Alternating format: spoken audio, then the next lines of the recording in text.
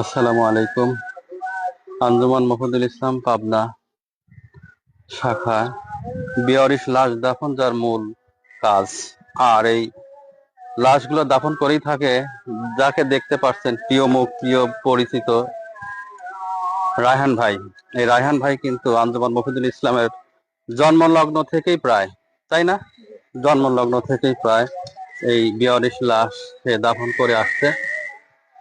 আর তার কথা না বললেই নয়, যখনই আঞ্জুমান মফিদুল ইসলামের বেয়ারিশ লাশ আসে, তাকে খবর দেওয়ার সঙ্গে সঙ্গে যে কোনো কাজ, যত জরুরি কাজই থাক, তিনি সব কাজ ফেলে রেখে এই বেয়ারিশ লাশ দাফন কাফনের জন্য দ্রুত সে চলে আসে।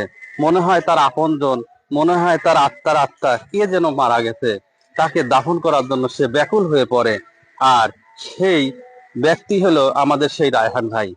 দেখেন, যত্ন সহকারে তিনি মায়াতকে নিয়ে যাচ্ছেন আঞ্জুমান মফিদুল ইসলাম কবরস্থানের দিকে। আজ যেহেতু এই কয়েকদিন একাধারে বৃষ্টি হচ্ছে, আর বৃষ্টি হওয়ার কারণে আমাদের কবরস্থান যেখানে আছে সেখানে কবর কাটলে পানি উঠে যাওয়ার সম্ভাবনা আছে।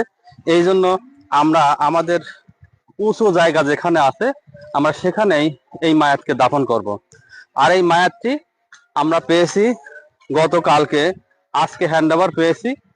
আর এইটা পাবনার সিংগা ব্রিজে, অর্থাৎ রেল লাইনের ব্রিজের পাশে ট্রেন দুর্ঘটনায় এই মায়াতটি ইন্তেকাল করেন। আর এই মায়াতের কথাই আপনাদেরকে বারবার বলছি, যেহেতু দেখেন কত যত্ন সহকারে সে আন্তরিকতার সঙ্গে এই বেয়ারিশ লাশটি তিনি নিয়ে যাচ্ছেন। সবাই ভিডিওটি বেশি বেশি করে শেয়ার করবেন, এই মহিলা লাশটি যেন তার আত্মীয় স্বজনের কাছে ফিরে যেতে পারে, অন্তত তার মৃত্যুর সংবাদ নিয়ে। সবাই ভালো থাকবেন। আল্লাহ হাফেজ।